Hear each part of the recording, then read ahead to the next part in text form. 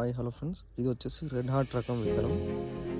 So చూస్తున్నారు కదా, ఇది ఫస్ట్ కటింగ్ అయిపోయిన తర్వాత సెకండ్ కటింగ్ కొన్ని ఉన్న కాయలు. సో గుబురు వచ్చేసి కూడా చూసుకున్నట్లయితే ఈ విధంగా చెట్టు పడిపోయింది కాబట్టి మీకు ఈ విధంగా అయితే కనిపిస్తుంది.